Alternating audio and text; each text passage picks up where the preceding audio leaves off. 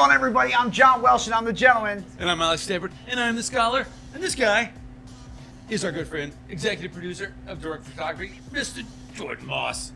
Nice to see you guys, man. Killing it with kindness. He's also an amazing person, personal friend of mine, the man, the myth, the legend, Jordan Moss. I'm very excited to have you on, not only because you are a fellow brother of the Leaf and have enjoyed cigars with us in the past, but you are very well versed in your experience with the production realm of television, and this is a visual medium that we're using for this show, and we would like to just take things bigger and better, above and beyond, all that good stuff. And so it's just amazing to know awesome people who have awesome skills, and we're just super Especially happy in this town. That's what kills me. Right? It's this town. In It's this that town. little old Well, Lafayette, it's a Louisiana. pleasure to be here, man. Yeah. Yeah, absolutely, man. I'm happy to do it. But you know, we would want you on even if you weren't Mr. Big Title Guy, because you're just freaking An cool. awesome person. Very Hands cool. down, awesome At person. some point, we got to get him loosened up and have him tell us about the Olympics. Oh, no, we're definitely talking about the Unolympics. We have to talk about all right. We can talk about the Unolympics. Okay, but All right. that's a teaser, folks. We're gonna get to that later because that's pretty cool. We have some housekeeping we have to do. Have to. If you haven't already, please subscribe to the channel. We appreciate all the support, likes, share, leave a comment. We've been getting a lot of good interactions. The live show, it's been great, and we really, wouldn't be doing this without you guys. So spread us and let us grow. Be careful how you spread us. Look at the baby, right? And we have our sponsors we have to thank. Yes, we do. Our official sponsor of the show, Bailey's Cigar Room and Veterans off Karen Crow. It's your one-stop shop for all your tobacco-related products, cigarettes. Why? They're disgusting. Because they're disgusting. That's right. Go see Jamie. Go see Chris. They just got in some special selection Nestor Mirandas. And we talk all the time about, what is your daily smoke? What is the thing that you want on the cheap? What's a good budget value cigar? And I've never had one that I thought, this is going to be my daily smoke. Not thinking about it morning, noon, or night, breakfast, dinner, coffee, bourbon, whatever. I never had a cigar that was the it stick. I had my favorites that were sometimes a little too strong though, or sometimes too mellow. Well, I got a Nestor Miranda, and it was like on the fuller side, but very, very tame. And it had a lot of complexity, and it was good flavor. It was $8. Damn. So I was like, I personally had one. It was amazing. well, that's my new daily smoke. So I went and picked up a box, and then our buddy Justin, he had one. He went and picked up a box. So go over there, check him out, get yourself a box. It's gonna be a great daily smoke. I can't recommend it enough. We also got to talk about where we're sitting at right now. We're getting to that. We're getting to that. We are in a new location. If you haven't noticed, we have a big, beautiful humidor behind us. We are at the Cigar Merchant, which is one of the more swankier, if you would call it that, of the cigar joints. It's been here a while, and we're really grateful to have the opportunity to shoot here. It's really awesome. It's in the oil center off Coolidge Street, and come check it out during the week. It's actually my favorite place to go because I have court, which is just a few blocks away from here.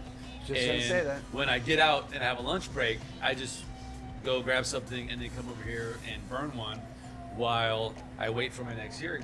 And it is the great way to unwind from a hearing to get ready for the next one. So it's a really cool place, and I really look forward to working with John more about doing more content. And but as you can see, it's a pretty cool place. It's a great location. I mean, it's like right in the heart of everything. Even if you're just downtown for a party or an event or whatever, you're like, I forgot my cigars. Pop in over here, get a quick one, and roll. And as a collector of cigars, I just don't buy them to smoke them, but I'm like a picker, from the shows where they go through people's junk and they're like, oh, dude, Right. that's an ashtray from a 57 Chevy, I need it. That's how I am with cigars. So like I come here always thinking like, what am I gonna find today? Because they bring in new stuff all the time, and it's always like I was here this past week, and I was thinking I was gonna get something like a Criollo or a something on the mid side. I didn't want to eat too full. And then the my friend Spencer, who works here, you'll see him later. He's like, we got some new opuses in. And I'm like, go on. You were saying? He's like, oh, we got to, he's pointing me to all these, and I'm like, oh, these are pretty cool. These are cool. And he's like, but then we have the last CeeLo in the box. And I was like, well, you had my curiosity, but now you have my attention. And so, like, finding that was just like, dude, I'm so stoked that, like, I feel like I picked something, like this is something I'm going to want to talk about. And it was fantastic. It was awesome. So it's a great place to hang out. We also have our friends over at the Not Gentlemanly Cigar Smokers Group. I just finished my second write-up for them. So go check it out. Go get a VIP membership so you get access to all the exclusive content. They also have pinup girls who model. I mean, cigars. who doesn't love that? So It's pretty insane. Just go, if you just look at some of the females that are on, it's pretty good. it's pretty good. It's like top 10. Remember that? What was it? Yeah, what was the top 10? Wasn't that with like a magazine or whatever? It's like Yeah, that. yeah. It's like top 10, but for cigars. It's crazy. It's You gotta check it out. they got everything. And Yeah, but you can only get that if you're like a VIP. That's right. So I just did my second review.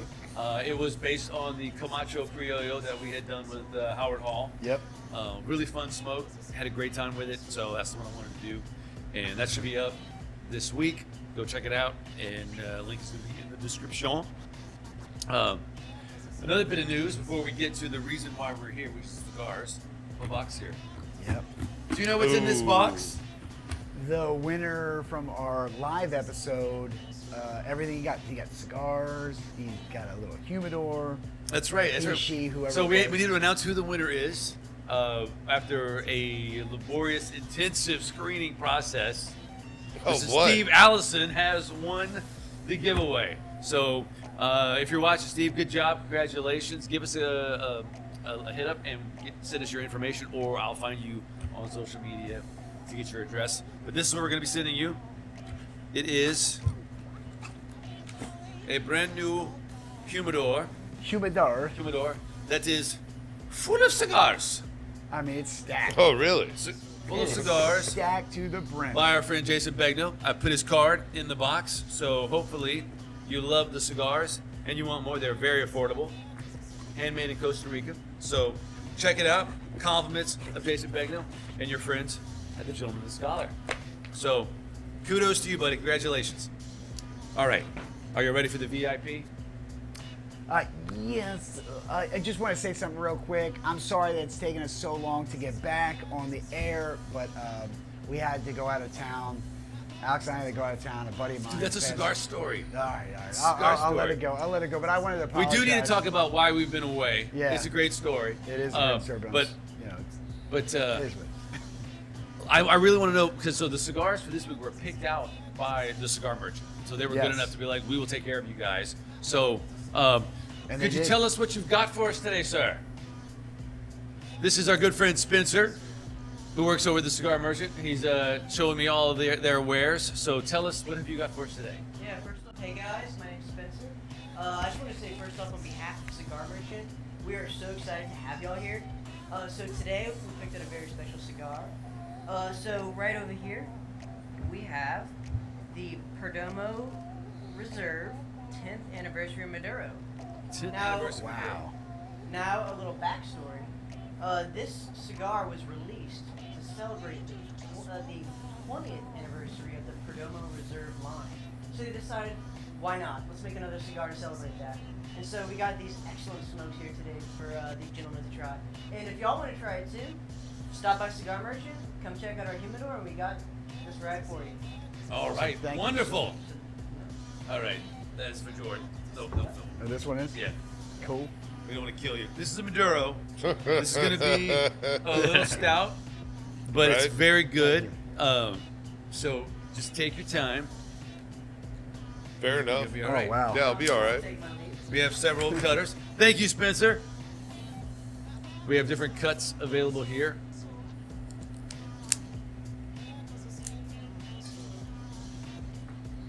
All right.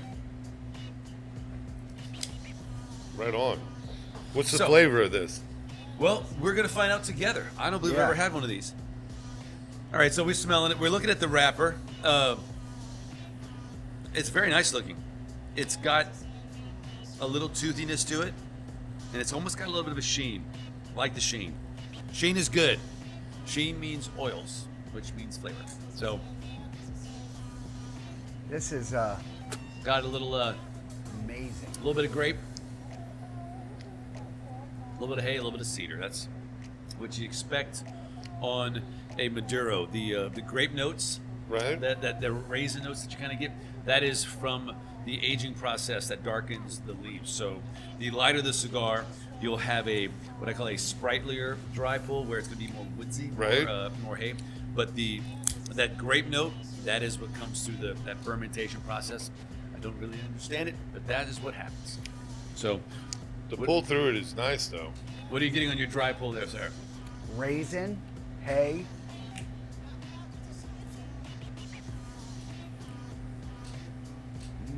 And Cedar. Yeah. The same three notes that I told Jordan. Yeah, raisin. It's almost hay, like we cedar. do this semi-professionally. I know.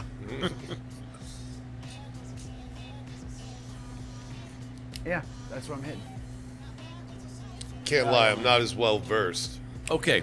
All you have to do, literally, all you have to do is taste it. Whatever those reflections are to you, just be honest and say what you're tasting. It tastes like a burnt marshmallow. Say it's burnt marshmallow. You know what I mean? Right? There's no wrong answer.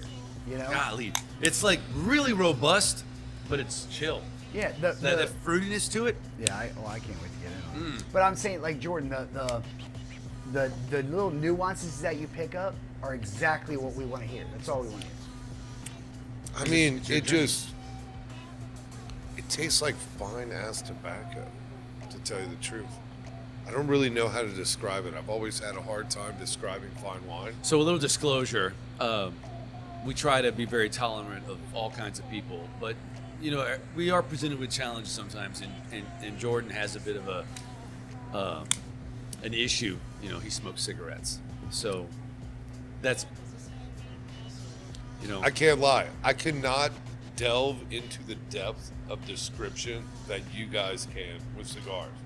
I enjoy them thoroughly, but describing them is a bit more difficult because Well, I I mean, do you smoke like- about a pack a day. You like wine, right?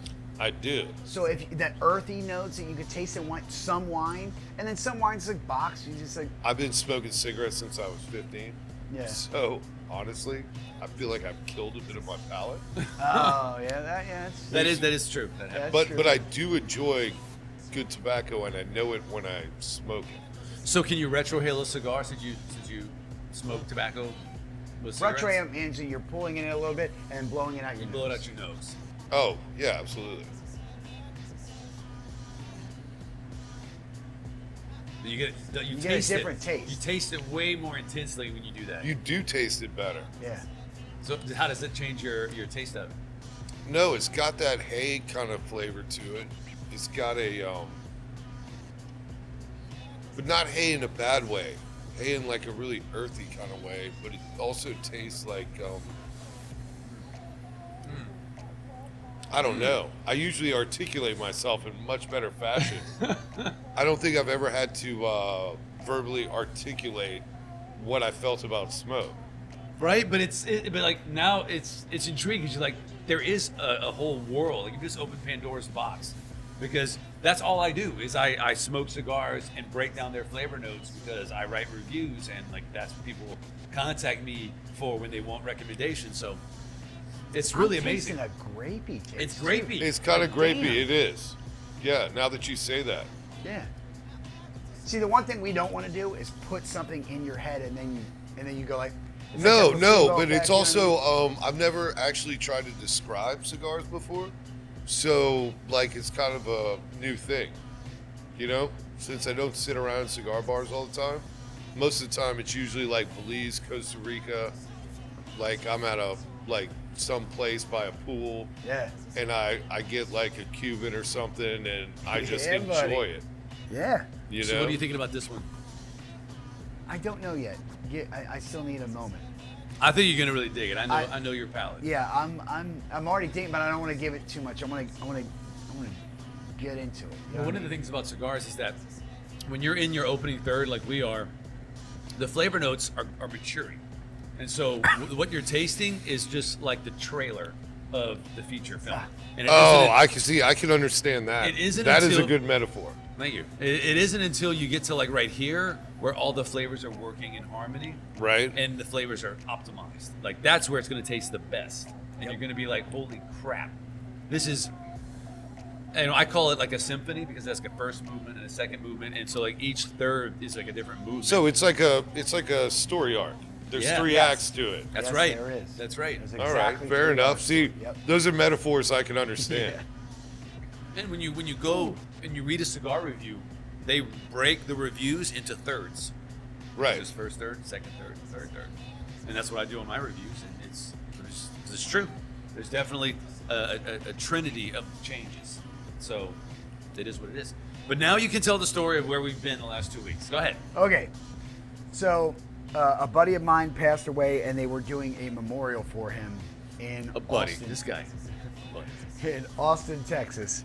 It's my friend Jesus came into town the other day. You know, like that kind of thing. He was Okay. he was well liked. You obviously don't want to say his name. I know, but- I'm prompting But him, you I'm like- just intrigued the hell out of me with that reference. Okay, so his name was Don King. He was by far a person who you could stick him in a room full of nuns or satanic people. It didn't matter. He was going to walk out of there with everybody smiling and everybody having a good time. And if you were down on your luck, he was the guy to go to. If the shit hit the fan, you would call him first. Just be like, this is what happened, who do I talk to? And he would point you in the right direction. Number one, killer guy, knows everybody from celebrities to just, if you're on the police force, he knew you. And he always would respectfully knew your name and everything about you because he took the time to find out who you were and what you were about.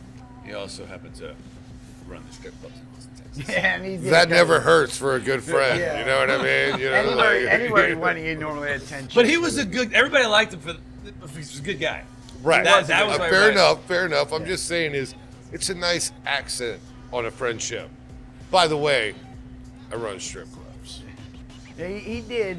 Him and his business partner, Mike Persinger, they literally were the life of the party anywhere you went. And normally, even if you were in a box, I can remember, and Mike Persinger told this at his memorial. He said, listen, we were at a show with one of my personal friends, Bernard Hopkins. We were at one of his boxing events, and the other fighter was one of Don King, the boxing promoter's guys, and they were all contacting our Don King, trying to get a hold of that Don King, because we were all in the same hotel. So he goes, that was if they met each other, and they were like, that was the first time my phone just stopped ringing. It just literally stopped ringing, and it was ringing for you, not me. So you took all the heat off me, so you're now my good buddy or whatever. Okay, so we go Dude, to that's Austin, a classic story. right? Yeah. So we go to Austin, and We go to Austin, and we were supposed to meet up with some other friends, and some of them couldn't make it into town or whatever it was, and it was a party from the moment we got there to the moment we left.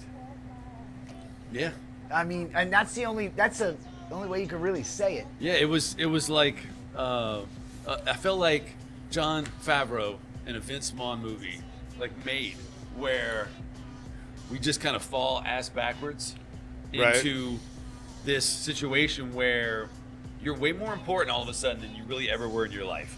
Because when we showed up there, it was like, you're our guy tonight. That sounds like almost like an Austin second line. Dude. Yeah, well, I hate to.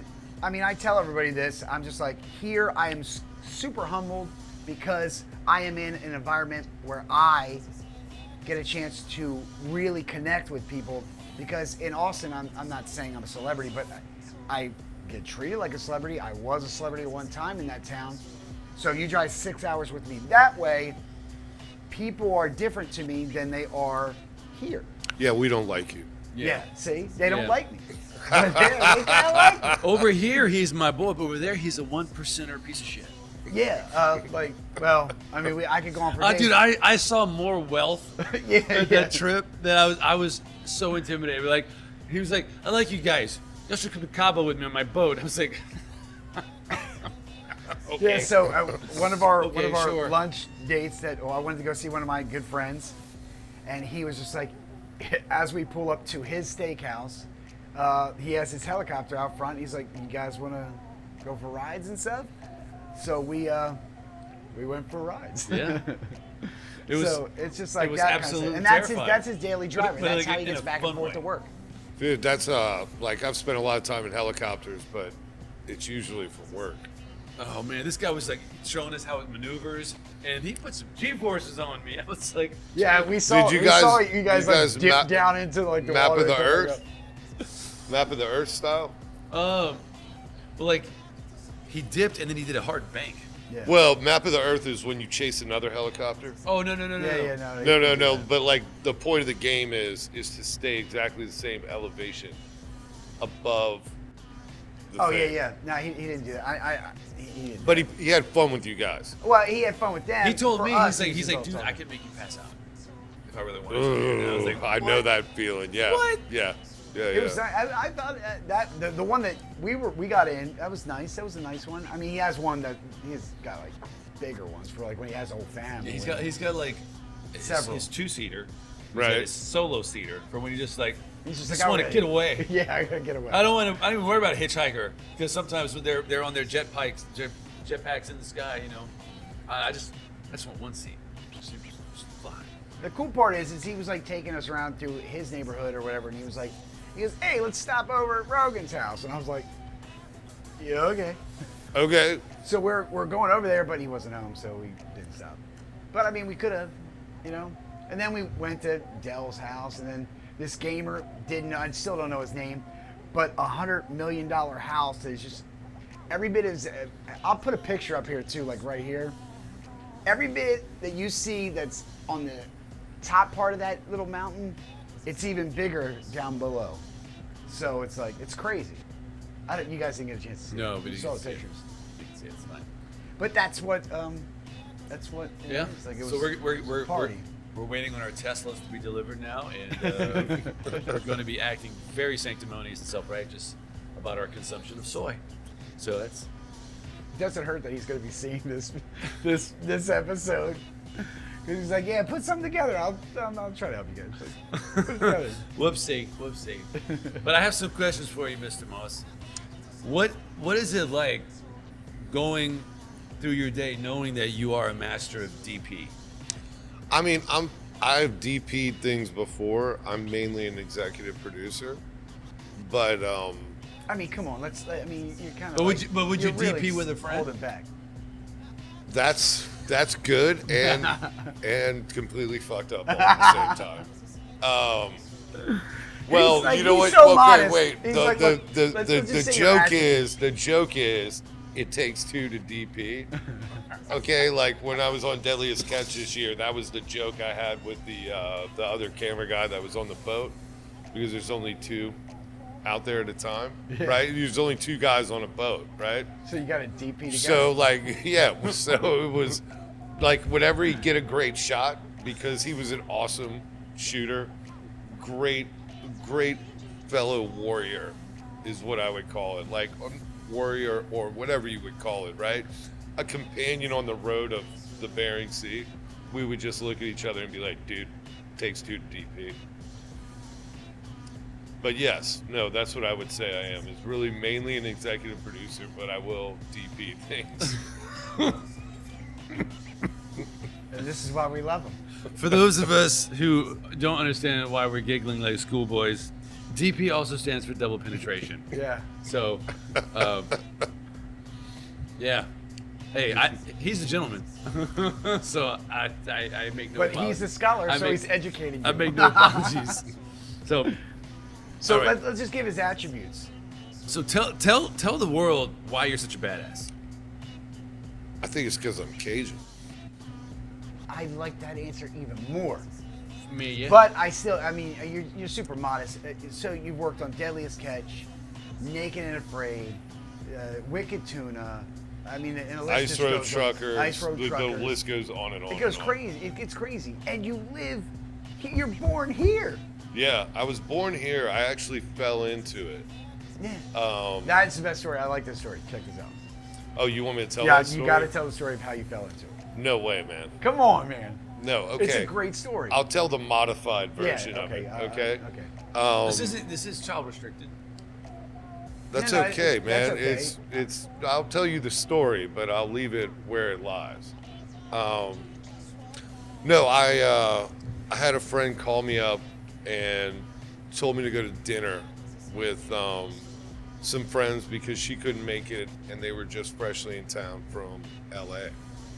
And at the time I was in school for, like, I was in college, and I was like, I don't have time for this, I got things to do.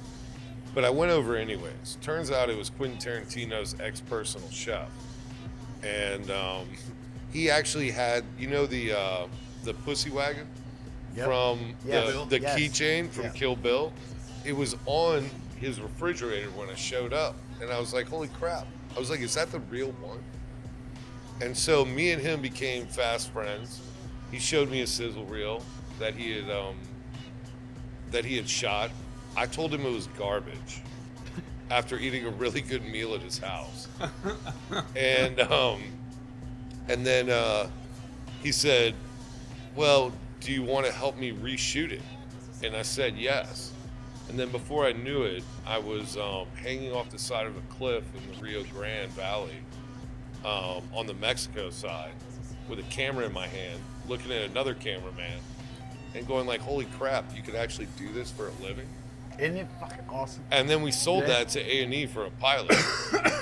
Nice. Yeah, so like after that, I ended up working for Tom Beers, great guy, and yeah, he totally let me go and explore the world, like it was crazy.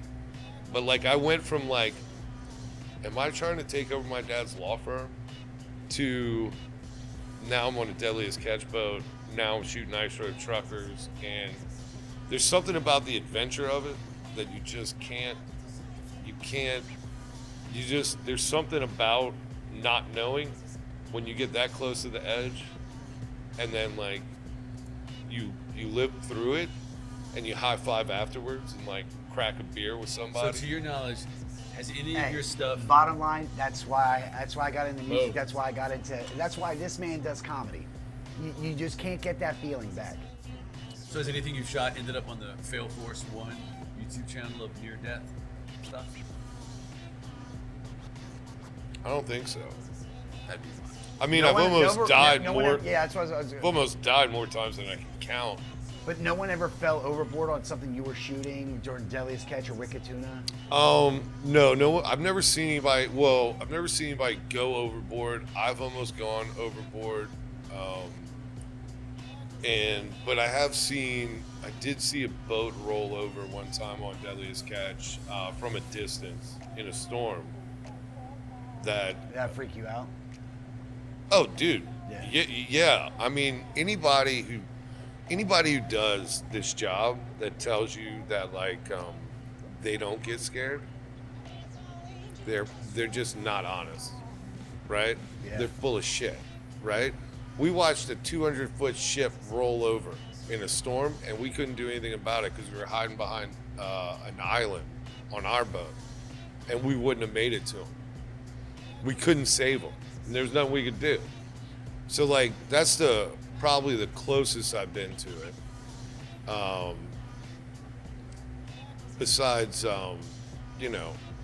just other things. But yeah, no, it gets real out there on the Bering Sea, But I mean, I've also like been out in the North Atlantic. We got chased by a hurricane on a different show, and we went out to the Flemish Cap on the Hannah Bowden. It was so the Hannah Bowden was the sister ship to the Adrian Gale, which is the boat from Perfect Storm. Yeah. Okay. You know the Yeah, I know the story. you know the girl that he's calling on the radio all the Yeah, yeah. time? That was a sister ship, right? And so the Hannah Bowden hadn't gone longlining in I don't know how many years. And she hadn't been back on the boat since. And so we went out, and then we went out to the Flemish Cap, which is where they are when they get hit by the storm. Holy shit. So the Flemish Cap is basically a giant plateau in the middle of the ocean. So when storms run up on it, pushes the waves up and makes them huge, right? Because the bottom it makes it way more shallow all of a sudden. So this water that's rolling through really deep water all of a sudden goes from thousands of feet to hundreds of feet. And so we were trying to decide if we were going to go to the Azores or if we were going to go try and make it back to, we left out of Nova Scotia. Oh, sorry, Newfoundland was where we were. Newfoundland.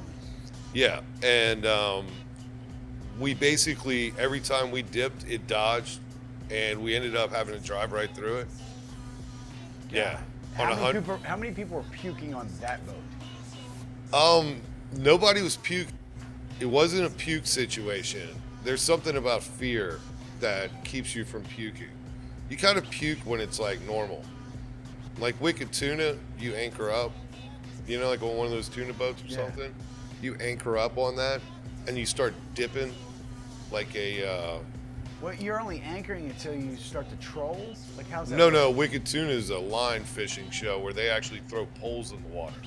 So they're actually Really? anchored up. There's no trolling. No, not on Wicked Tuna. No, it's Did different. not know that.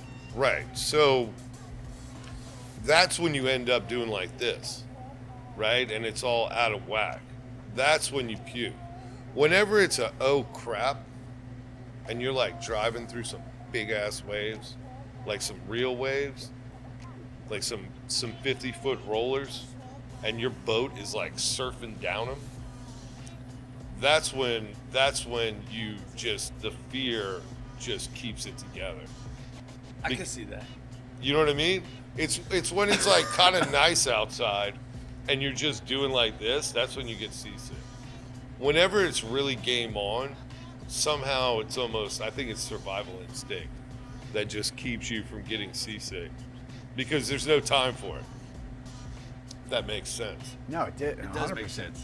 I've spent a lot of time at sea, you know, besides that in Antarctica, like So is there a story that stands out in your mind as like the most extreme fear that you'd experienced? Or watch somebody like on the Naked and Afraid. Tell me those people are, is it like really produced or is it straight up? No, actually, it is not. I mean, it's produced because it's a television show in the sense that you actually have to make a show and come home with I got, yeah. it, right? You have to direct it. There needs to be cameras. Crew needs to be in place.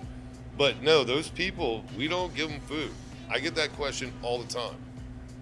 Yeah, because most of the time when it's produced, they're like, they can tap out, I'm tapping out. No, but they actually starve. Like, there's not food given to them, you know? And the executive producer of that show is actually, like, really I found a firm Snickers about in the it. wild. Yeah, there's none of that. There's none of that. No, but I mean, there's two funny moments that I always found filming that show was when you do their pre-interview, there would be basically a comment that, to paraphrase a lot of people, I'm gonna make this jungle my bitch, or I'm gonna make this desert my bitch, or whatever it might be, right? I'm gonna make this place my bitch. Yeah. And you just go like, okay, all right, well, So does part of the decision factor on how funny it's going to be for you to watch them humiliate themselves, knowing what they've boasted? Well, I don't even see that as being like the problem. I think like I've seen snippets of it, but I've never watched a full episode through. You know what I mean? no, and then the other funny like thing that always happens with it Is they're naked. is when you leave them on the first night, because you actually leave them, like they actually are alone. And there's almost this look in their eyes like, I didn't think you guys were actually going to leave, even though they should know that. Right? So, like, I always found those bizarrely macabre and funny in a weird way. Like, if you really want to know the truth. Because every time someone says, I'm going to make this thing, like, I'm going to make the Amazon jungle my bitch, the best you can hope for is you might coexist with it. And that's if you get lucky, right? You're not going to make the Amazon. Do they tell them to like cover up, like find something and cover yourself up, or? They have all the options in the world. The show is very fair and very real. I get that question all the time when people find out that I worked on that show. Yeah. But the show actually has like an extreme amount of integrity in how it's run, and like what you actually see on camera. Those people, the one thing that you can't really get on camera that actually happens is the bug bites. There's not a really good way to film the bug bites because most of them are just like, they look like mosquito bites, but there's hundreds of them. So when you film it, it's not like, say if like a dog bites you, right? There's teeth marks. There's something to actually visually capture. When you just have like thousands of little tiny bug bites, it's really hard to represent that visually. Yeah, unless you're like really focused on just that point. That makes sense. Especially when you're so wide open on a camera too. Like you're trying to get the environment, and for that, you have to shoot. Your f-stop probably has to be pretty high. Like, you know, you're shooting f9, It's just difficult to really make it translate visually. You know, like a real injury, like a cut hand, your arms in half with like, blood. There's your arm, it's falling off you. Right. But like just bug bites, those people are tortured by that. That's crazy. Yeah, man. What's the craziest thing that you've seen on set? Like, I'm not talking about like the crew, you know. Wait, you talking about this show or in the general? Any show. Any show you worked on, you were I'm just not like, really oh my sure God, I you can't want believe you got this. that on camera. Not really sure you want that story. If you don't want to tell it, then that's fine. I'm just No, saying, I'm just saying our it's audience not can handle it. We're all guys. It's not exactly. And gals that smoke cigars. Well, no, but I'm just saying it's not one of those stories that really it's not uplifting. Okay. But craziest though, like I don't know how to really pick one thing that's happened now to me. That's a really difficult question, actually. One craziest thing I've seen. How about this? I'll tell you about the first time I actually shot a camera for a TV show and what happened. A show called Stringers on True TV. Props out to Mark Carson. I was filming and a cop was in a high-speed chase and he got T-boned and his car went through a fire hydrant. And so I showed up and it was like the fire hydrant was still going off, right? Because he cleaned it out in a Suburban. And I showed up on scene and there was ambulances had gotten there, fire trucks had gotten there, cops' lights were on. It was like a weird dystopian Disneyland or like Electric Lady, whatever, Daisy Carnival show. It was like almost like insane because all the lights were reflecting off of all the water flying up in the hydrant. And it was, I mean, everybody was fine. Nobody died, you know. Some people got in some ambulances, but it wasn't the end of the world. Everyone gets an ambulance, especially if you're shooting, you know. Right, but it was like, just imagine like going to a water park on acid. Oh my God. That's the best way to put it. No, thank you. With a camera. With a camera. And there was mayhem because the cop ran the red light in the high-speed pursuit and somebody T-toed him. Yeah, but like, you know, it just was what it was. I wasn't there when it started. You know, I just showed up in the aftermath. That was one. I mean, you know, besides that, the burning church. I don't know, man. There's like a litany of stories, man. Wow. You know what I saw this year, though, on Deadliest Catch was a snow-covered volcano with What? lava shooting out of it. That's insane. Right. At sunrise. So there's a nice pink backdrop to it. Please tell me you got a bunch of footage of that. Dude, it was in passing, man. I can't tell you how fast the shot was gone. It was like, woke up and was like, and then the shot was gone, man. Like, literally. Damn. That would have been an epic shot. I mean, yeah. I mean, there's a million, like, I don't know how to explain it. It's kind of been one hell of a life. You know that movie Dewey Cox? Yeah. It's been a beautiful ride. Yeah. That's how I feel. Right. So what's the location you're most proud of having shot? Antarctica, by far. I'm so glad that Liz Bronstein and Animal Planet let me go down to Antarctica on Whale Wars. That was something that I don't even know how to describe it to people. Cold? No, just it's so unique Yeah. in the sense that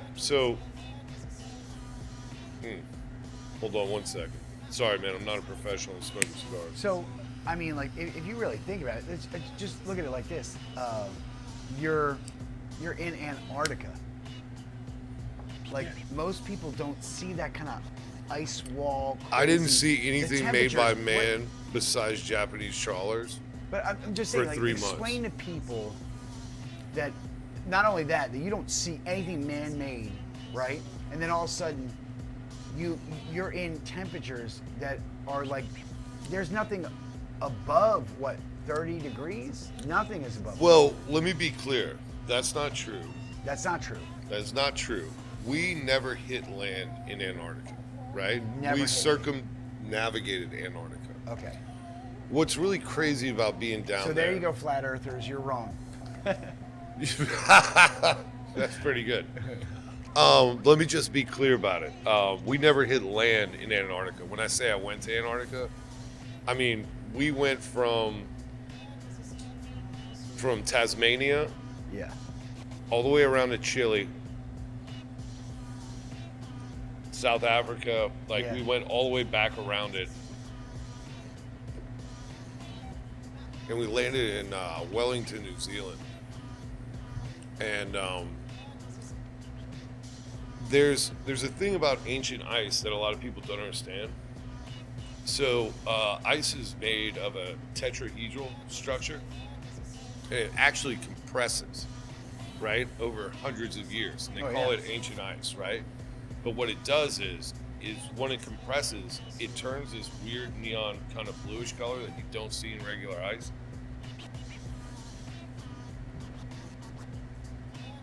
And so it refracts the light differently. So usually, like, you color balance a camera at, like, 56 Yeah, Kelvin. daylight, Yeah. right, Kelvin? I think we color balance our cameras for daylight down there at 42. What? And yeah, and so like it's crazy, right? So they went out one day on a boat, one of the outrigger boats, right, to go out, and they went out to an iceberg, and they chopped off a bunch of ice.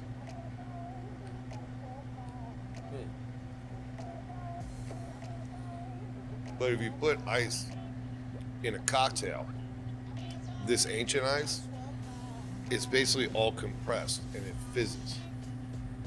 The ice fizzes like it's club soda. I gotta go now. I gotta go. What? I Yeah, gotta go. dude, I'm telling you, man. That's awesome. Dude, so we ended up getting a bucket of ice, and we were sitting Can you down. imagine how much Fiji could sell that shit for? Dude, I'm Antarctica just. ice. Hey, what's you're a math guy? What is like dry ice? What temperature is that at? Oh, I say minus 58 degrees. Minus 58. It's got to be like that, because that would probably do the same thing, right? No, but dry ice is frozen carbon dioxide. Yeah, but But I mean, this- if it's fizzing, No. Yeah, but What it's I'm talking about is different. It's totally, yeah. See, dry ice sublimates. That's why it fizzes, because it has such a high vapor pressure that as soon as, or low vapor pressure, that you put it in a liquid, the temperature difference causes sublimation. So the ice directly releases the gas. That causes bubbles. It's not what he's talking about at all. And now you know. Just like G.I. Joe, knowing's half the battle. Knowing is half the battle. All right, Bill, I'm in my first third. Let's get some reviews. John, what are you picking up? Okay, so Got a runner here. Good and even. the hay is very predominant.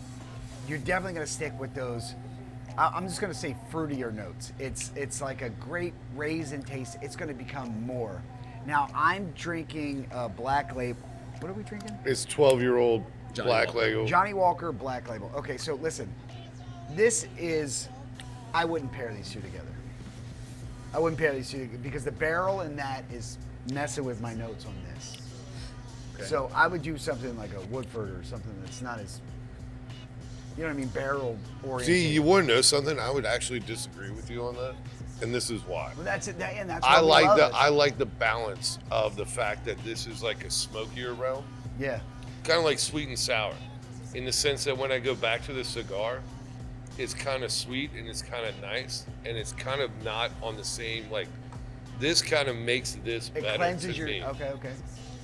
But look, I don't know crap about cigars, but that's just personally with for me. this, I would probably go to a gin, Well, a gin or like a rum. Ooh, I can see that. Well, Jordan, I might not be a DP, but I am the scholar, and you're right. I think these go well. I really do think they go well together. I think that so the thing about this thing, it's got two very intense notes. That grape, Yep. and then there's that it's like a roasted hay. It's not. Yeah, that's what I'm saying, It's like- not just the hay from the dry pull. But for me, when you pair that with the barrel of this Black Label, this is not. But see, the thing is this is I would not say this is a terribly complex stick. No. It's just very well composed. Yes. The flavor notes are very good. And what this does is it takes that fruitiness and completely cleanses the palate of it. So that when That's you what I take was- the that's- cigar, what I was saying. Well, like I happened to accentuated. take a sip of it right before I took a drag, right before you said that, and I was Yeah. like, "Oh, that's a nice little pair. like accent to it." Yeah. So It's just not for me. that's fine. Yeah. It's fine. I think that my enjoyment of the stick would be less if I did not have the scotch to work with it.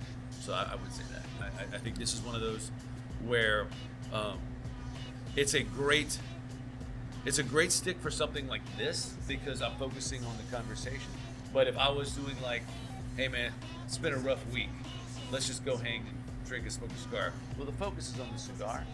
I would want one that would give me more to focus on. Like for instance, I had a rough week because I was in trials every freaking day, sometimes twice a day, and then I had to fire this absolutely insane client, and I was just like, dude, I need to smoke a good cigar. So I called Andre up and I was like, hey, let's get smoke a cigar. And he brought me a big, you know, and it was like, that's a cigar where you're just like, all I want to do is listen to what I'm tasting because it's that amazing. As it went through, it was just like, I would tell him, I didn't catch any of that. You have to repeat that. I was in a puff, you know, like, 'cause that's how good that was. But that kind of cigar would not work well for this type of context, you know. So I dig it. I love the cigar. I think it's a great cigar. Great cigar. So do you remember the one you had with us over at the other place, that Monte Cristo? Yeah, How would you compare those two? I like this one more, All right. especially with. I like the pairing of the brown liquor, man. I'm gonna stick with that opinion because it's kind of nice. But then again, it's kind of like, you know, opinions are like assholes. Everybody's got one. Everybody's Well, got like when you're smoking Cuban cigars, they have a sweeter, like this sweetness. It's weird. The sweetness on this cigar is all in the front, and then it finishes harsh. Finishes like that hard burnt hay. Cuban Yeah. cigars finish sweet, and so you do bourbon with them or rum because they have sweeter notes to them. Oh my god! So I think it's like the charriness of the scotch and the charriness of the cigar. They do marry well. They do. So I'm gonna go with that. See, this is a nice cigar, though. I don't smoke cigars all the time, but this one is nice. I like how it's not too much of anything. Like, and I don't mean that in a bad way. I mean the fact that like it's delicious, it's full bodied, like it brings it. It's a little sweet, but it's like something I would smoke on the weekend. You know what I mean? Like this is something I would love. And to this is a smoke very by. modestly priced stick. It's not cost prohibitive at all. What does it cost? Yeah, what is It's the like price? $10. Oh, it's Yeah, a and beautiful for, cigar. And for a great cigar, that's actually amazing. Well, that's the thing about Perdomo. Shout out to Nick Perdomo. I think his brand is so great because they don't do like Davidoff does, where it's like we're pitching to the Gucci customers who are just looking to shell out premium dollars. Their entire line is all between like $9 and $12. Like I never see their best cigar, in my opinion, is the 20th anniversary Maduro. That is a complex stick. It was a I think it might have won Cigar of the Year. I think it did. And it's like $11. It's a freaking amazing cigar. Yeah, think about that. For So, like- $11, you're getting something that's premium. All his whole line. I've never had one that wasn't some degree of Right. great, you know, and they're all in the budget range. No other brand can boast that. I mean, Padron, they make really good sticks, but then they make sticks that are like break the bank. Right. Yeah, we spent some money We this spent weekend. some money, you know. When we were in Austin, we went to the Habana House, Which Which- I'm going to put that little video up right now. It which was was like that was a destination for us. Like, we have to go check the cigar shop out. Yes. So I looked at online, and their humidor was gargantuan. So we go in there, and it's what you'd expect a cigar joint in Austin. It's freaking opulent. It's awesome. Right. There's a dude dressed as a freaking samurai. he was a samurai. In Wait, there. what the fuck is up with that? Oh, I don't know. I have I don't know, video. but he's wearing like the rice paddy sandals with the wooden clocks on the bottom, and he's wearing like the kimono robe with the sash and the head thing, and he's got a microphone, and he's talking cigars with people. And I'm like, so what happens if like they don't like your selection? Do you commit seppuku? No, it just seems like if I walked into a cigar shop and saw a samurai, I'd be confused. Yes, and we were very confused. Now I will say, He was more sumo than samurai. Nothing against you, buddy. I hope you're watching the video, but sumo than samurai. But I mean, Okay, but he's in the whole regale. oh, he was He there. knew his he was stuff, there, though. and he He didn't knew know his his stuff. stuff. But they when had- you talk to him, he was more like, so like, man, this is the one you gotta try. so they had an amazing selection there. They had like every brand. They had it all. They had their high-end selection, which Bro. is naturally where I gravitated because I'm bougie. So like I swear to God, I thought you were gonna spend like $8,000. I was like, that's too many, Alex. He's walking out of the thing like, put these on there. And I'm like, what are you doing? And I bought 4 sticks and I spent $175. He had like a trough. He throws them down. I was like, oh, he's gonna go crazy. they gave me a discount because I bought so many. Well, So- there you go. Why don't you give him a shout out for the discount? Right. Well, they were like, if you buy 20, we'll give you the box discount. So I was like, that's just 4 more cigars. So I'm like, deal. I turn around, Lindsay checks me in the chest. She's like, I'm picking these, bucko. You picked all the other ones. And I was like, ah. And then Sumo guy goes in there with her and makes the recommendation. I was like, got snubbed. Finishing. But they were all great. I picked up some God of Fires. I'm very excited about that. And they had a The box of the Padron Yep. 50th anniversary cigars, which are Patron? Padron, not Patron. Oh, Padron. Those I was about to be PDR. like, I know that guy. No, and so John Where's the picked up Patron one of guy? those. Yeah, I got one. I And, got two. They're like, I don't think I've ever seen a cigar in an American cigar shop that's like more coveted than Right. the Padron 50th anniversary. It's like $50 a cigar, and they always have it like in its own special thing. So that segues to this story. My buddy comes into town from Washington, and he's like, "Hey, you want to hang out this weekend?" I'm like, "Sure." So he's staying with his friend Jonathan, and I'm going to pick him up to come hang at the house. And he's like, "Since you're the cigar guy, my buddy Jonathan wants to know if you would like a Padron 50th anniversary cigar." And I was like, I was messing with him He was like, you don't give it a cigar. So I'm like, yeah. He's like, cool. He's got one for you. And so I'm just like, okay. Do I have to like perform sexual favors on this guy when I show up? Because like, I need to know if I need to bring Listerine or something. I mean, dude, I heard you were great at Handshots. Well, I have skills. You I know? love that man. I love Jordan. So I go over there, and this guy hands me a Padron 50th, the Churchill, you know, and I'm just like, why are you giving me this? Like, that's like saying like, hey, you like kids? I got a kid for you. It's one of mine. You can have it. Like, you don't just give those away. You know, I've wanted to, but you don't. So I asked him, I was like, what's the story behind this? You know, why do you give me this? And he was like, well, I don't really smoke cigars.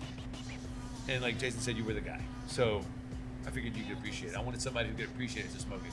So I was like, That's fair play. so you know what this is? He's like, oh, I know what it is. I was like, well, how did you get this? And he was like, oh, Padron gave it to me. And I'm like, wait, Padron is in the guy who owns the company? He's like, yeah. I was on his boat, and there was a wedding, and he gave boxes of these cigars to everybody who was on the boat. And so he got a box of Padron 50th anniversaries, which is probably If they're his personal stash, it's probably $1,000 box of cigars, maybe like more. ridiculous. Just giving them away to people. And You know they were taken well maintained because he had them. oh, dude, it was just like. Because sometimes people they have a box they don't maintain the box properly. Right. But that's the great thing about cigars and cigar culture is like, where else do you see that kind of stuff? Where it's like, hey man, I got a bottle of wine that's worth $2,000. I'll just give it to you. Like, people don't do that, but with cigars, they do. I've had so many people give me cigars. It's like, I want to know what you think of this cigar because it's awesome. I'm like, well, I think it has to do with the appreciation that when someone sees it, you're going to appreciate their work. I agree with you. Yeah. Couldn't agree with you more. Yep. Like, you want to give something to somebody who's going to appreciate the gift. You know what I mean? It's more satisfying in a weird way, 100%.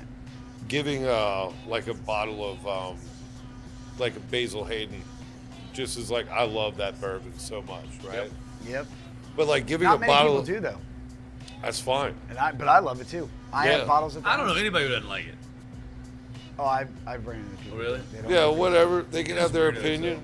Yeah. And I think but they're I'm weirdos. just saying it's like, you don't give that to your 22-year-old nephew in college. He's not going to Exactly. get He's it. not going to appreciate it. He's not going to get Oh, it. we have friends like that. We have friends You like give that. him Maker's Mark and he's all like, yay! Yeah. This is or good shit. You give him Thanks. some Okay. Fireball and he's like, yeah! Right? Like, no. There's like certain gifts you give to people that actually appreciate them. One of the things that set me towards my path of irreparable bouginess was when I was in college and poor. I went to the local liquor store and I bought like their budget bourbons. Oh. Couldn't drink them. They were so gross. And like I didn't have a refined palate, but I was like, dude, that makes Jim Beam taste like hookers. Right. Wow. So I was like, I'm gonna gravitate towards actually like good stuff. And ever since then, it was just like, I want better. I want better. We need to talk. We need to talk to the people around here about bookers too, because everyone's falling off. You can't get it anywhere. That's ridiculous. I tried to get it for you the other day, and I could not. I went everywhere. And you would Bookers and think blends, Marcellus. dude. You would think Marcellus would have it. Nope. Nope. We don't have it. I was like, why? And I'm like, I don't know, but even if when we get it, it's going to be so overpriced, no one's going to want to buy it. But one of these days, mark my word, we are going to smoke a Padron 50th on this show. We're going to do it. But it'll have to be for a very special occasion. But we will do that. Absolutely. It's gonna happen. So I was in Rouse's the other day, which is a grocery store in our community, and because I am, like I said earlier, I'm a picker of cigars. Whenever I see a place that offers to sell them, like I go look. Whenever I go to a new town for a hearing, I Google their cigar shops and I go find one to go to because I want to see like what is your culture like over there. I was in Alexandria for a hearing, which I don't recommend anyone ever have to go to court in Alexandria, anything of any kind, because it is a shithole. I'm just Sorry to offend anybody who lives in Alexandria, but you live in a giant loop of interstate, and in the middle of the loop is a shithole. So, sorry. But I went and Googled cigar shops when I was over there, and I found one. It was like a Tobacco Plus. Oh. I was like, this is not a cigar shop. Google. Someone has misled you. Well, they sell tobacco. They and had, when you put it in the they had tube. their cigars. We got our stashed Swiss in a sweets. We got cooler. our It acids. wasn't even a humidor. I'm like, I can't buy anything here. I can't even see these are properly maintained. So I was very bummed. But anyway, I was in Rouse's, and they have a humidor. And I was like, oh, cool. I'm gonna go check it out. They had some, what you can typically expect to see in a supermarket, but they also had some good stuff. They had the Aged Green Quattro, which we've had. Fantastic cigar, featured it on the show. So I was like, oh, whenever I go to a place that they have, sticks of a certain type, I'm like, I'm gonna show my support. I always do that. So I go and I find the guy in customer service. Say, hey, I need you to open a humidor because there's some stuff. And he's like, oh, well, hold on one second. I'm like, okay. He goes talk to somebody. They come back to me. Yeah, we can't seem to find the key to the humidor. And I'm like, seriously? He's like, yeah. Somebody had it, and they were supposed to bring it to this guy, and we don't know where it is. So I was like, well, I guess I'm not buying cigars here. Sorry. So the next time I come back, new humidor, totally different setup, different spread. I'm like, and I got some stuff there because they had some things. So it's like, I think it's great when you see a place that is selling something. You go check it out and help bring quality cigars to the everyman, wherever you can find them. Like, I don't want people to think. I got in an argument with a guy online because he posted a picture of, like, I just picked this up at the pharmacy, and it was a cigar in a bag, like a sealed bag from the distributor, from the manufacturer, and they just stick them on the shelf behind the counter, like with the Deadwoods or the punches. Swisher Sweets. It was a punch. Yeah, it was a punch. And it was like a $6 cigar, and this guy was like, I love these, and I was like, I wouldn't smoke those. I wouldn't do that. And everybody jumped on my ass because I was like, well, dude, those aren't properly maintained. That seal, it's like, there's no Beta pack in it. It's like, you don't know the quality of it. It's a crapshoot. And like, why wouldn't you be like, I'm gonna buy a cigar from a place that has a properly maintained humidor? And everybody got on my ass about snob and those are perfectly good sticks. And I'm just the latest. You're right. It is a crapshoot. I had a punch from a place like that. I just wanted to have a cigar, and yeah, it was okay.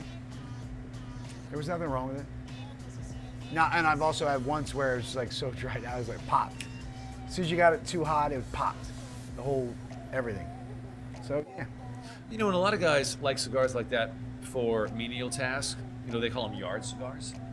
So if you're gonna cut the grass, you put one of those little cheapos in there, and they Feels fair enough. I mean, look, everybody drinks a Budweiser from time to time. Yeah. And you're right. I like to think of myself as bougie in all the things, whether it's cigars or wine or beer or whiskey. And with beer, I have these are the beers I really like. I really like German dark beers. I like ales. I like brown lagers. I like black lagers. But when it's hot, I will grab a big. Dude, if you're on a fishing boat in South Louisiana in the sun, you will drink a Bud Light if it's there and it's the only thing that's available. If it's cold, ice cold in an ice chest, you might have talked shit about Bud Light your entire life, but you will drink that Bud Light. And you want to know something? When you pull it back, you'll be like, oh, so good. You're right. And I don't do the yard work in my house. I pay my son to do it. So, Which, by the way, the lawn looked amazing yesterday. Lindsay did that. Sorry, Connor was. I was trying to give you some props, but He was at a friend's house, so Lindsay did the grass. she did an amazing job. Ever since he bought the tractor, she's like all about wanting to ride on it and do the. But she did a great job. I think my wife thinks my tractor's sexy. By the way, I never got a chance to really ask you this question. So, We were talking the other day. You shot a music video out in L.A. What genre was that? Actually, I ended up shooting the music video in Dallas. Sorry, Dallas. You're right. I Oh, messed big up. shout out to Randy and all the guys in New Elm, Sabrina, Jason. Great band. It was. What genre was it? I almost don't know how to define them. It's almost like Alternative rock, alternative. No, it's almost like There's a new country folk rock. Oh, It's kind of weird, man. The old 97s, or What's that? like the band Old 97s, or kind of like I don't know that rockabilly. band, but it's not rockabilly, man. They're just kind of like country, but it's folk is the wrong word for it because it makes it sound like it's like somebody trying to be Bob Dylan, kind of thing. They just have a really awesome rock country kind of vibe to them, with a little bit of like a blues element involved, but there's also like notes of bluegrass in their music. We are actually filming a music video for a new song they're about to release, I think this week, called Life in a Hole. I want to make sure I get it right. That's why I paused for a second. I didn't want to mess it up. No, it's stuck in my head for days, man. Yeah, It was so one thing I haven't had a chance to do. I've shot country music videos, I've shot rap, of course, and I've done Zydeco, right. and I've hit all those marks. I've yet to do a genre I was in, rock. Dude, it was killing me right now. I good, want man. somebody It's to actually tell me, like a really do good. it. It's a great song. It's a really simple, straightforward video, but the song is kind of like you can't tell by the title "Life in a Hole." It's kind of mournful. It's really about a bunch of each of the verses was about somebody else's, like three friends' perspectives, basically, or three different points of view. And this is me describing another artist's song. So I would Yeah, but like. you shot it, so you should learn how to Well, interpret what they no. want. I mean, but this is my take. It's three different. Each verse is three different perspectives on what it's like to put somebody in the ground, life in a hole, and kind of people introspectively looking at what they want to do now that they're dealing with death. It's kind of a deep song, but it's actually really nice. That's pretty cool. Yeah, it's a beautiful I kind song. of now want to hear it. I'm sure those guys would give you whatever you guys want. It's on Spotify, I'm sure, by now. If not, it will be shortly. But New Elm, which is Do they like, smoke cigars by any chance? I think a few of them would. But Not the there's singer. The singer would never do that to his vocals. no, but maybe. But Depends on what he's smoking. I mean, it just depends. I think Randy, the bass player, would smoke a cigar with you, maybe. But maybe not. Well, I mean, are they from Deep Ellum? Is that where they're at? Well, most of them, 'Cause I they're know that out. town pretty well. They're outside of. Basically, they're around the Plano area, outside of Dallas. But you shot it in Deep Ellum. Yeah, well, most of them. No, their band name is New Elm, right? But most of them like moved to LA, and then moved back to Dallas, and. Did they ever say why? Oh, well, I mean, I'm sure everybody has their own reasons, 'Cause, I can only speak for myself and my band and what we did. So when we went out there strictly for Danny Hayes and our lawyer. I mean, Danny Hayes was our lawyer, but our management team, which was Chuck. I mean, like, we only went out there to go do that because you can be out there for a little while and, like, you get a part of the scene and you're like, this isn't what we are. I need to go back and find my roots and then go tour. You know what I mean? You don't want to be stuck there for that long because you get involved, and then once you become a part of that scene, you kind of like fade into, unless you've already made it. I mean, dude, LA is a complicated place. Yes, it is. Very. It's a very complicated place. So, like, why people come, why people leave, I always hate to speak for other people on that front, just in the sense that you don't really know, unless you know them really, really well.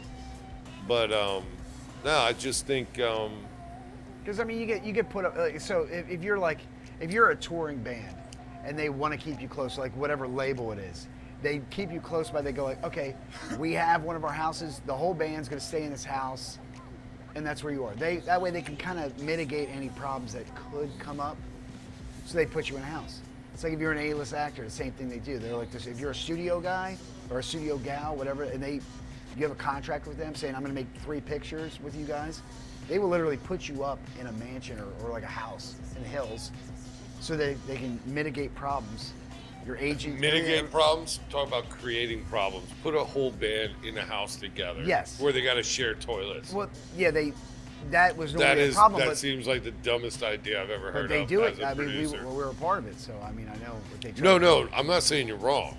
I'm just saying, to me as a television producer, that just seems like you're creating real world. So what is the thing that you've done that you're most proud of? Like your number one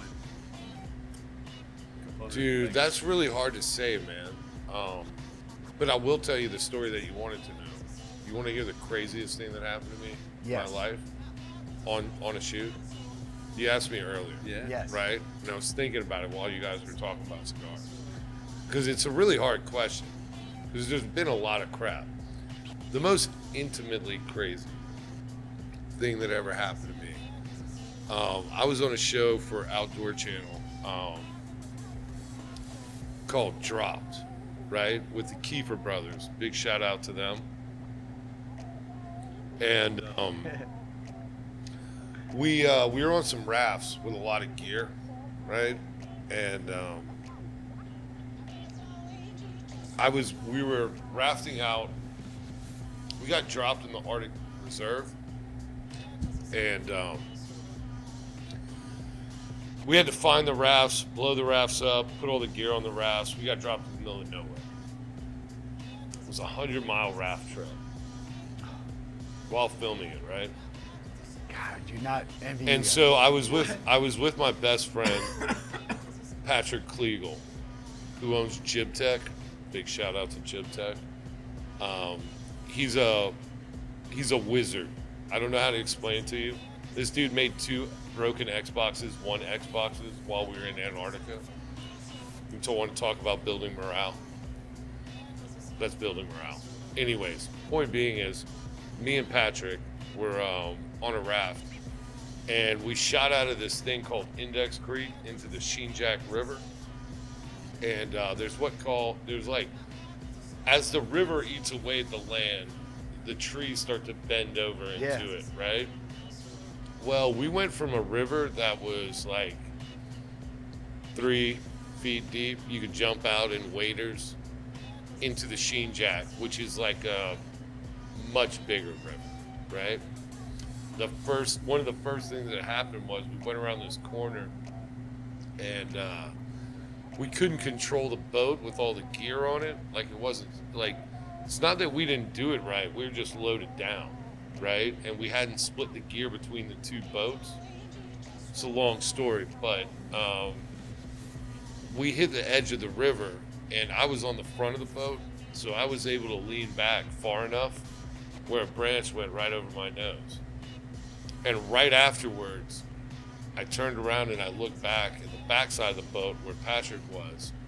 And Patrick was looking at this branch, and he had nowhere to go. He couldn't lean back. He was on the, like, when I'm saying the back of the boat, Yeah, no, there's he's nothing. sitting on the, there's nothing behind there's him, nothing right? behind him. There's nowhere to lean. And I saw it in his face, because I know the dude. He thought maybe I could jump over this and still land on the boat, like some kind of superhero move.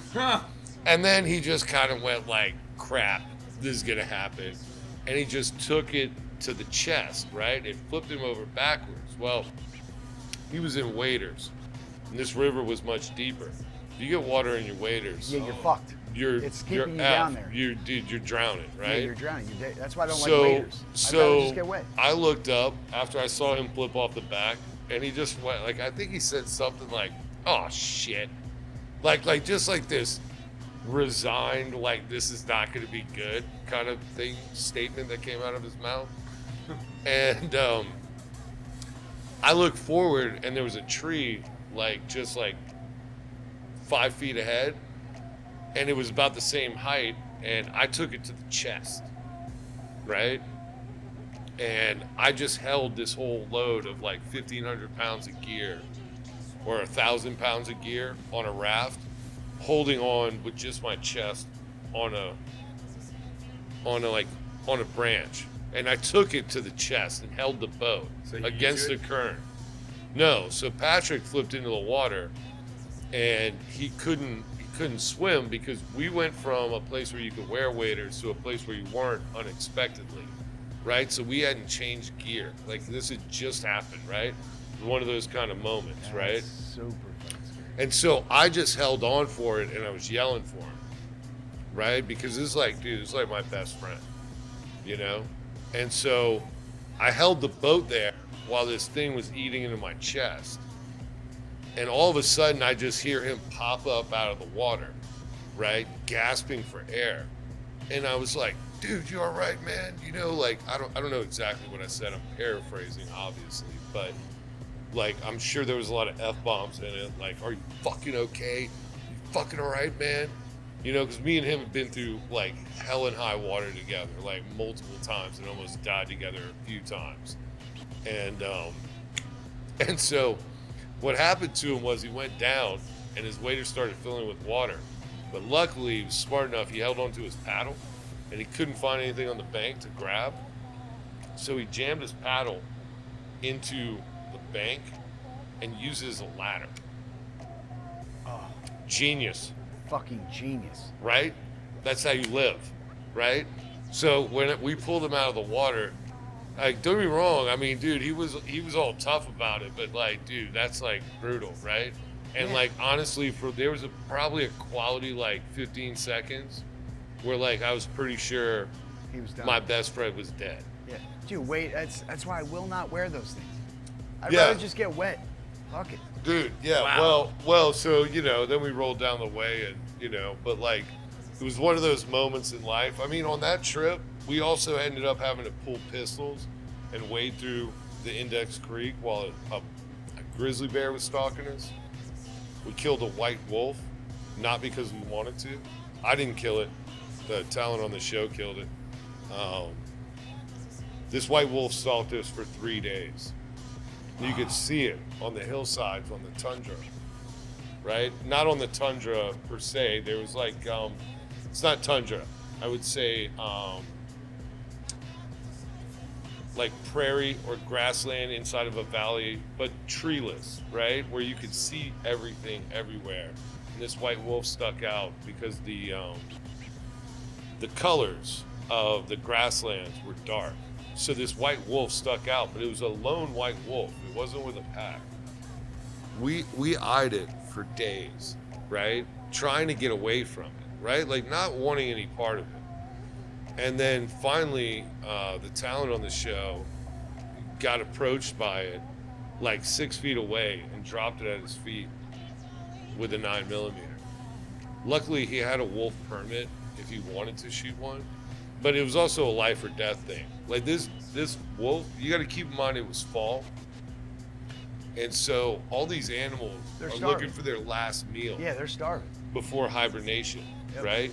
So this wolf was like going for his last meal, so he stalked us for that long, and then he ended up getting killed. I personally didn't really like it. A white wolf in Alaska is like beautiful, but at the same time, like if you have to shoot a wild wolf at 6 feet after it stalked you for 3 days, that's not really a should I or should not. I've been in a similar situation. It wasn't a white wolf, of course. It was, we were out duck hunting here locally, and we didn't have permits to shoot, gators or anything, but this thing wanted on the boat. Right. And we both carried I had my Ruger on me, and he had his, I guess he had a Smith & Wesson or whatever, and I was like, it did everything it could to get on the boat, and I was just like, I looked back at him, he was like, he freaked out, I just went, boom, I popped Dude. him, and we had to stuff him to the There's- bottom. I was freaked out. There's something about when an animal's stalking you and they get that close to you, and their intention is not like you're trying to be, I don't know what the right word is, like philanthropic about it, like let it live its wild life. But like when a white wolf wants to bite you and eat you, you shoot it, right? So we saw a grizzly bear not that much further down the river, and right when it saw us on the river, we were in an open streak of the river, because in this part of Alaska there's 6-foot willows, right? That that run the edge of the river. So basically you're blind, right? And we just saw him come down off the hillside, right? Right when he saw us come across the bend, he headed down, right? And then we rolled into a section of the river that had 6-foot willows in it. So we all jumped out of the boat, right?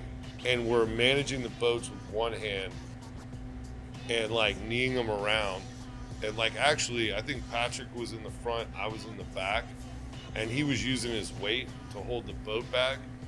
And we both, like, at one point had a gun in one hand and a camera in the other.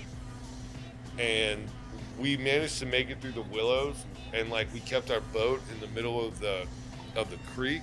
It was wide enough where we felt like we'd be able to like at least get some shots off before the bear like would come in on us. But we made it through. We never saw the bear again. Like, I'm glad I left him in his own environment, but like, you want to talk about shit getting real? Shit got real on that trip, because it was also just 4 of us out there with no support crew and no landing strip. No, like, when I say support crew, like, we didn't have like people following us behind. You didn't have a sat phone, anything? No, we had a sat phone, but Okay. like, dude, there's no, like, that's what I love about, like, honestly, that question. People like, you got a sat phone?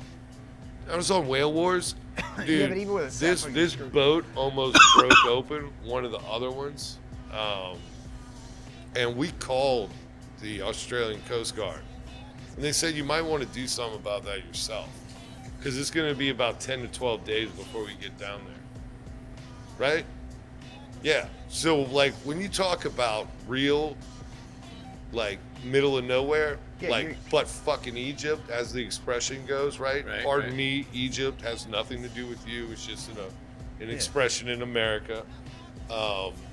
No, you realize how far you are in the middle of nowhere, and like, ain't nobody gonna help you out. What do you GPS wise when you go out on something? Oh like no, that? you got GPS and all that, but like, even if you scramble a plane, It just takes time.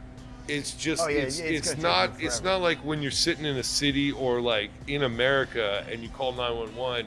Chances are there's going to be there somewhere in like 3 to 15 minutes, No, right? you're talking about days. You're talking about hours or Days. like half days or days, right? Well, I didn't know you when you were scared by the white wolf, but I did see how scared he was when he was chased by a white cougar.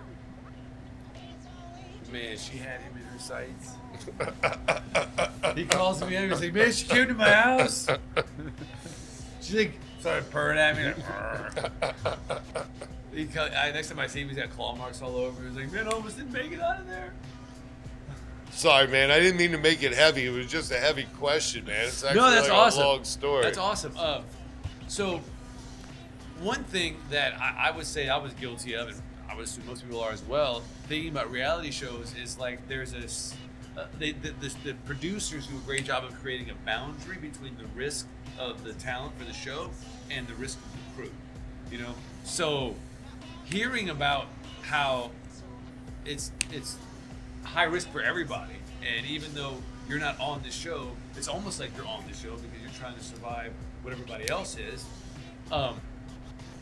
Like, That's kind of like where I was trying to get with him. I'm like, look, so you have like a Kardashian. I hate to bring them up, sorry, but I don't yeah, film that which shit, is, by the which way. is, I know you don't, but I'm saying like that is super produced. It's really overproduced. Like they'll get out of the car like 10 different times just to get the right like take. here's a question. I've been But on thinking of this, how I it want to doesn't sound like articulate. that. It sounds like they have to throw it together What? after. What kind of plan B shit do you guys need to come up with on the fly? I mean, dude, that's a very specific question to a very specific location. very specific circumstances. There's a lot of pre-gaming that goes into it because what you got to understand, okay, about a guy holding a camera, if you're filming somebody doing something dangerous and you're paying attention to a screen and your head isn't on a swivel, Yep. right?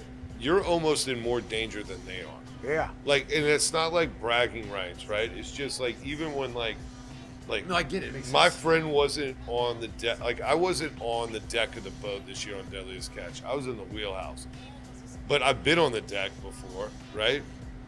And it's like any show, like that dude is focused on his camera, so he's not looking around like a regular person, right?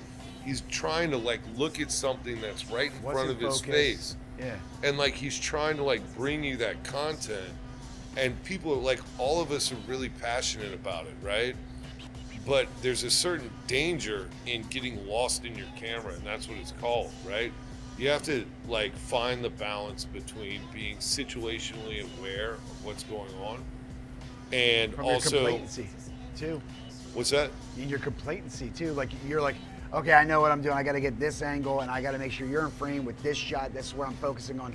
And you're not worried about some big-ass wave that's coming at you because you're more focused here. Yeah. So you get complacent in that moment. Yes, you can can. get screwed. Right. Well, so you have to keep your head on a swivel. Yep.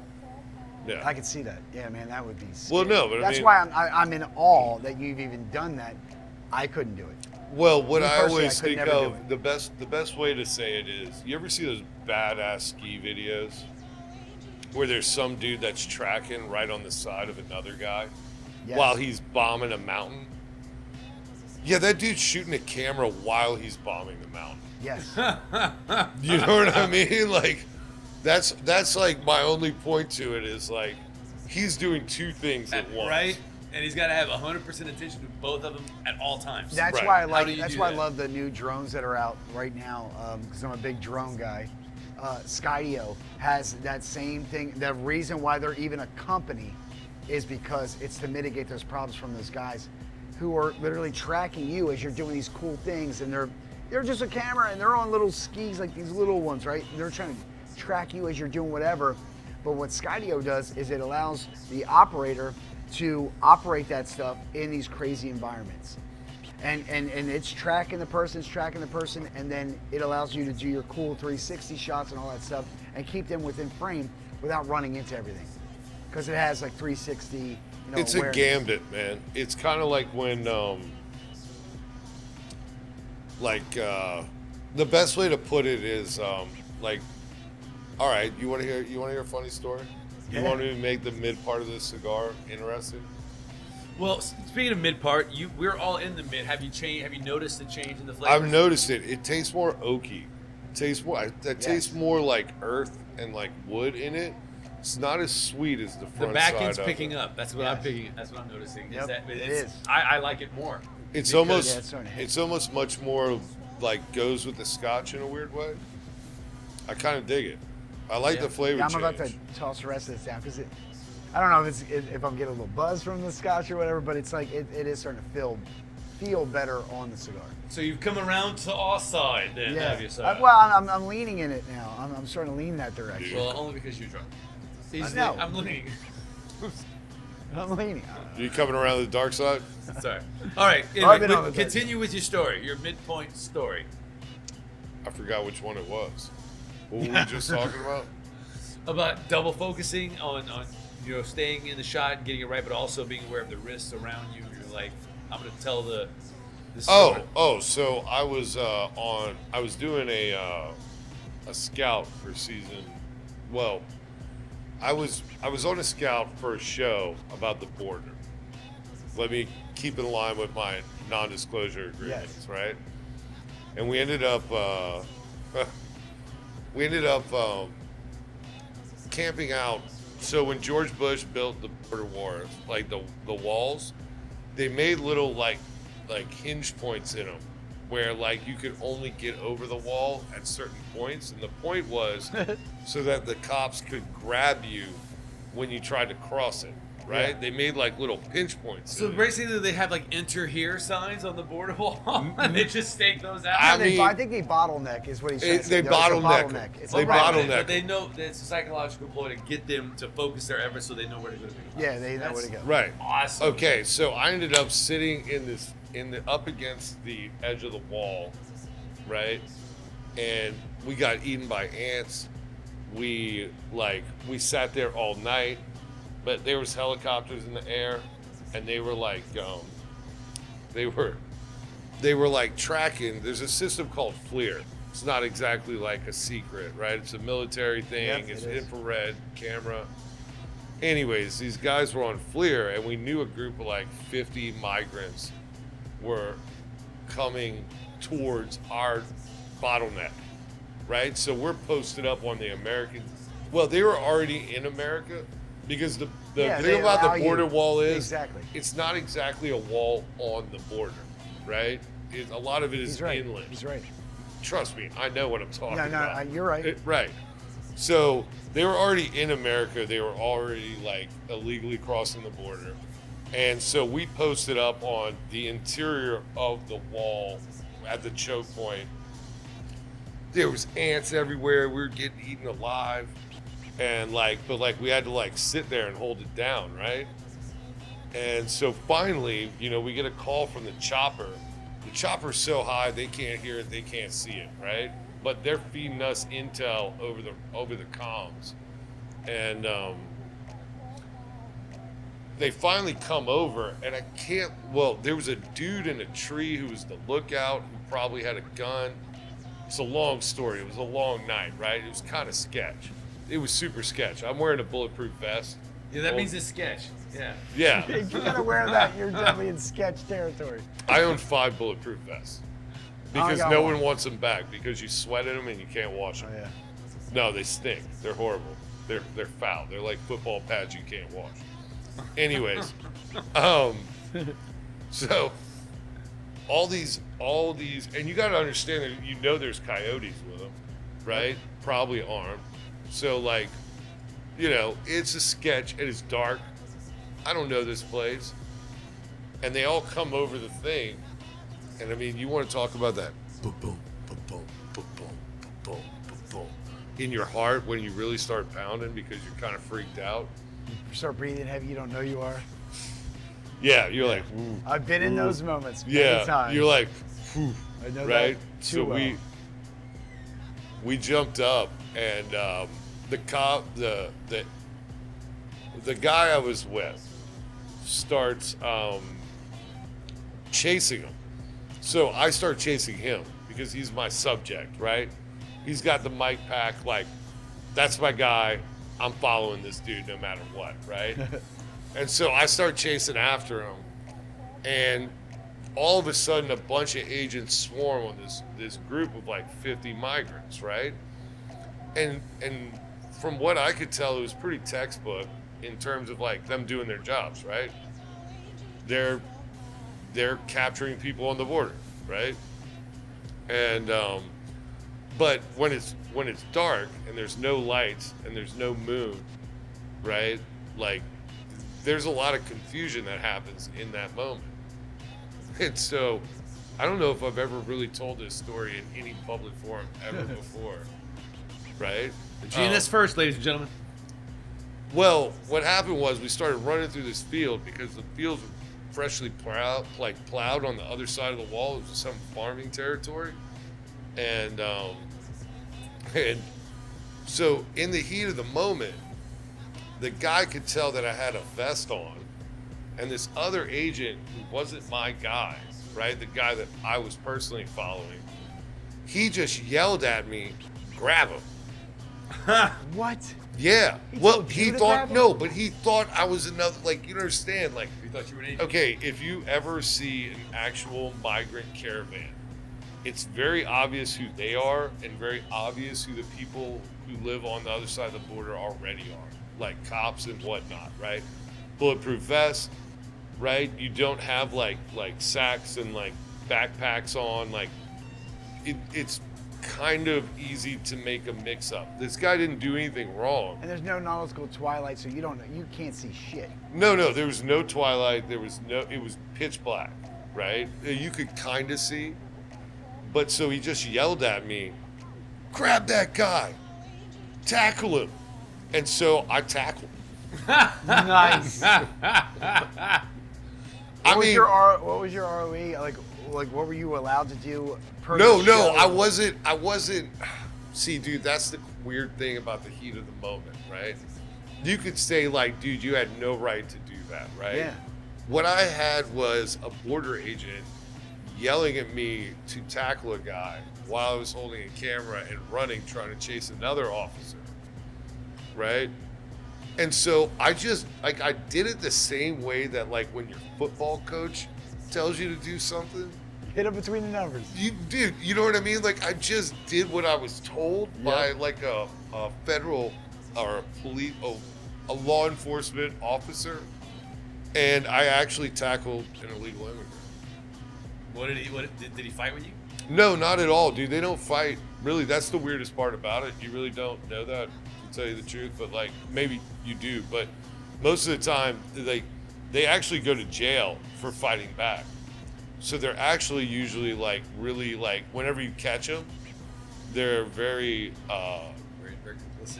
they're very compliant, right? So, like, but, like, the guy was right next to me, and in all of my reality TV shame, I tackled him with one arm and tried to film it at the same time. Oh my God, he was selfieing that shit. That's awesome. No, I mean, it was just one of those moments where it's hard to explain to people. Like, if you weren't there, it was like the darkened night. There had been this dude across the way in the tree that had gotten dropped off by the coyotes, who was in the tree with a gun. We were all, like, on pinned down. Like, there was a reason why we were sitting in ants. There was a dude across the road with a gun, right? Because Fleer could see the gun on the guy.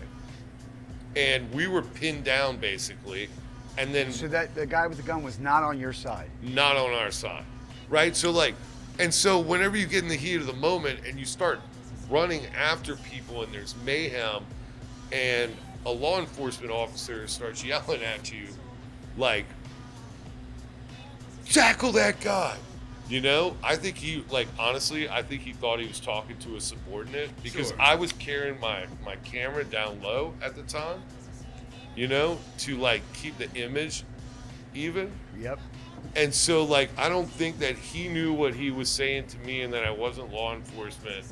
And I just reacted to, like, a barking order from a law enforcement guy. And at the end of the day, he would have been caught anyways. And, like, I don't really feel bad about it, but it was just, like, purely circumstantial. If you would have told me that night when I went out that I was going to get eaten by ants, almost get shot by a coyote sniper, and tackle an illegal immigrant in a field, a farming field, I would have been like, yeah, I'm not going to work. You know? Like, Tell me that made it on the air in the show. I'm not sure.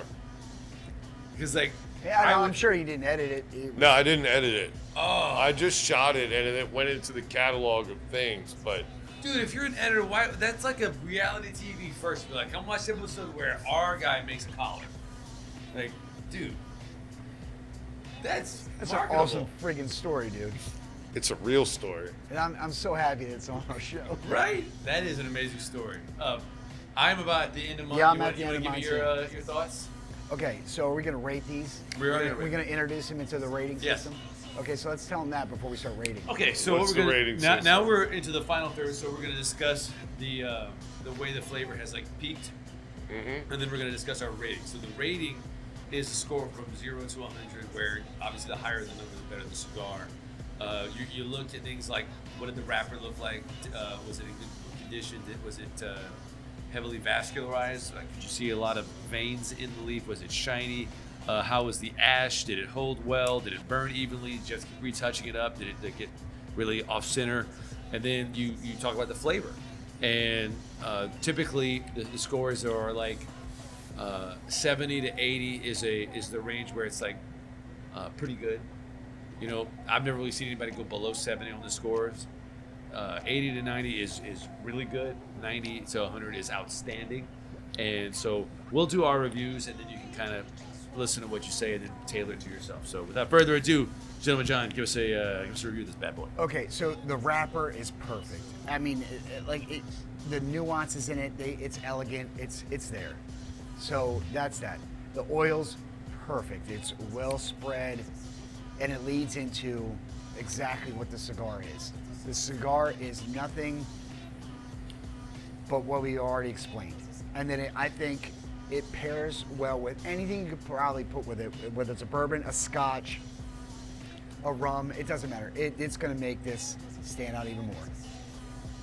The more of the fruitier side kind of ends going to the middle third, and then it becomes this robust, oaky, hay, gorgeous taste that you are gonna like from the beginning, and then once that the fruitiness comes off of it, it just becomes that Maduro that you're gonna love. You're gonna feel it the entire time.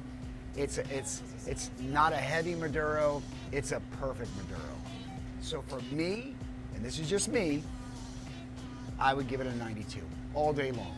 Wouldn't even look back. 92, my man. Wow, that is high. That is a.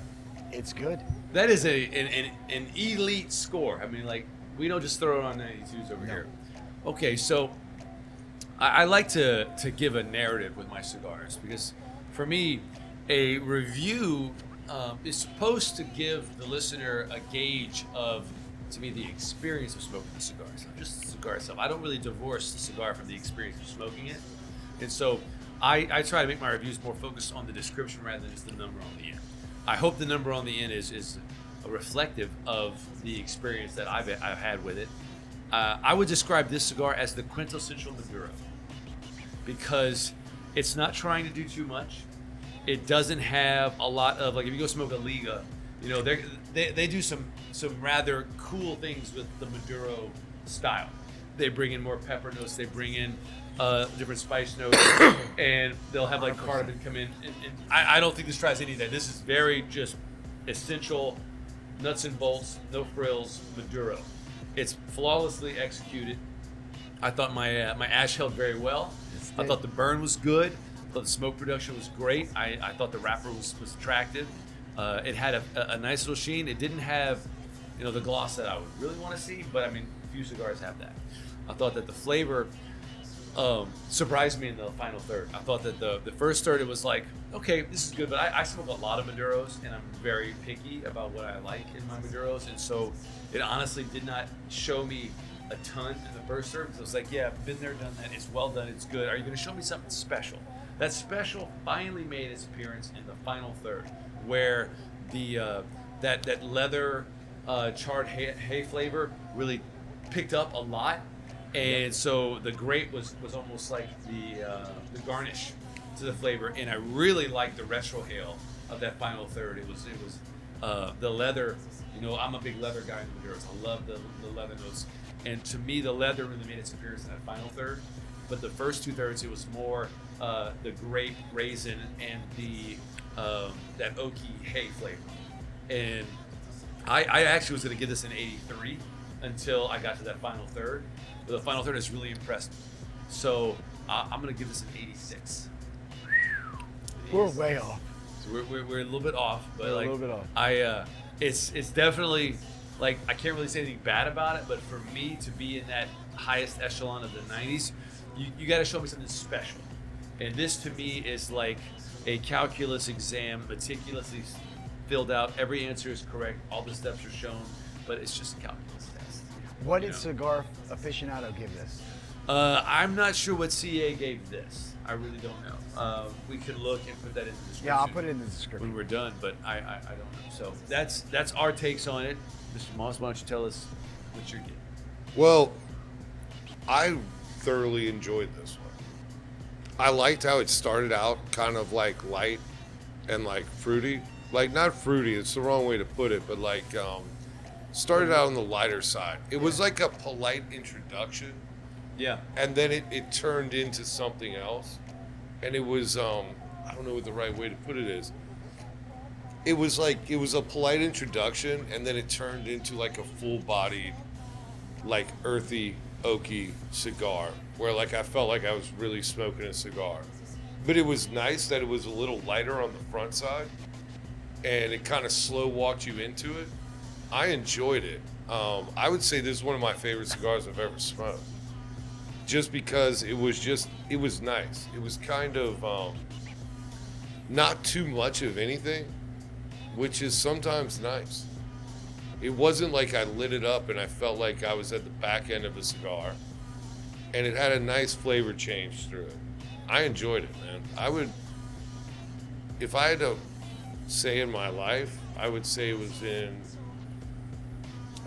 was probably I'd call it an 89. All right. I love it. So I'm on the high end. I'm on the high end. You're on the high end. So does it really come out now what we talk about when we describe the movements of the cigar, how it grows? It does. It does. I've never really looked at cigars that way. I've smoked a lot of them, but I never really thought about it like that. I look at it like it's a relationship. Like when you meet a woman, you know, you have your initial impression. How does it look? How does it smell?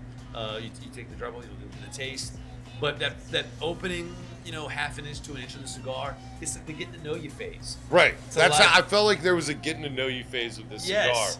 And then it developed into like a deeper relationship. And then when the cigar gets comfortable with you, the freak comes out, and you're all like, "Oh, hello, all right, I like what you're getting to be here." You know, you got some fetish, you got some weird stuff you're into. I'm down. I'm gonna take you on the journey. And then what's cool is like a relationship, the cigar lets you know when it's over, because the flavor will start to turn, and the more you smoke it, it's not like you're gonna get those great flavors back from that middle third or the final third. It's just there's not enough space for the smoke to travel through. It's too hot, and hot smoke tastes a little different than the cooler smoke. Right. As it's had time to get through there, and so it's like once you know the taste has changed, it's just time to put it in. And you know, a lot of guys will smoke them all the way up, but like it's a rare cigar that I'm smoking it and I'm like, give me a toothpick, because like I'm going all the way down. I'm gonna risk burning my fingers and lips, which we've done God knows how many times, you know. But that's rare. You know, this lets you know what it's done. And I love seeing guys who learn a completely new way to appreciate cigars, because that's what we're trying to do, is to show people like there's so much more to enjoying cigars than just like billowing smoke and blowing rings and all that kind of stuff. It's like an event. Like we were here hanging out and talking, but like there was a meta event happening, and we were all like enjoying our ladies, and so it's like going to a brothel, but we all managed to be able to pick the same one and compare. That's not really possible unless you're really dirty. I'm not getting involved with that. On that note, I'm John Welsh, and I'm the gentleman. And I'm Alex Stanford, and I'm the scholar, and this is Jordan Moss, and from the Cigar Merchant, keep it smoky. Always. Tall angels just walk by.